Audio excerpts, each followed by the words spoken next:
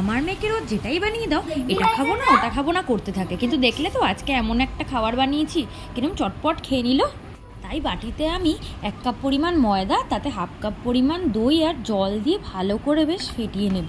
ফেটানোর পরে এর মধ্যে আমি দিয়ে দেব 1 কাপ পরিমাণ সুজি আর একটুখানি স্বাদ মতো নুন দিয়ে ভালো করে মিশিয়ে আমি কিছুক্ষণের জন্য রেস্টে রেখে দেবো। তারপর একটা কড়াইয়ের মধ্যে দিয়ে দিলাম খানিকটা সাদা তেল আর সর্ষে কারি পাতা ফোড়ন। তারপর দিয়ে দিলাম কুচিয়ে রাখা পেঁয়াজ। খেয়াল রাখতে হবে পেঁয়াজটা যেন আবার বেশি লাল না হয়ে যায় বা নরমও না হয়ে যায়। তার মধ্যে আমি দিয়ে নিলাম হলুদ গুঁড়ো, লঙ্কার গুঁড়ো, লঙ্কা কুচি আর স্বাদ মতো নুন। আপনাদের বাচ্চারা যদি বেশি ঝাল না খেতে পারে তাহলে আপনি লঙ্কার গুঁড়ো বা লঙ্কা কুচিটা স্কিপ করতে পারেন।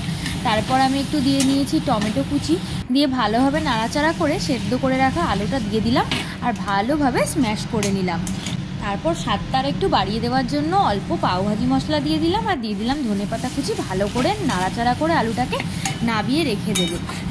এরপর ভিজিয়ে রাখা ব্যাটারটার মধ্যে দিয়ে নেব 1 চামচ মতন বেকিং সোডা, দিয়ে আবারও ভালো করে একটু ফেটিয়ে নেব। দেখবেন তাতে একটুখানি ব্যাটারটা ফুলে উঠবে। তারপর একটা প্যানের মধ্যে খানিকটা তেল দিয়ে 1 হাতা মতন ব্যাটার আমি দিয়ে দেবো তার ওপর দিয়ে আলুর পুরটা, আবার অল্প ব্যাটার দিয়ে ওপর দিয়ে আলুটাকে একটু ঢেকে দেবো। তাতে একটু স্টাফিংয়ের মতনও দেখতে হয়ে যাবে আর খেতেও বেশ ভালো লাগবে।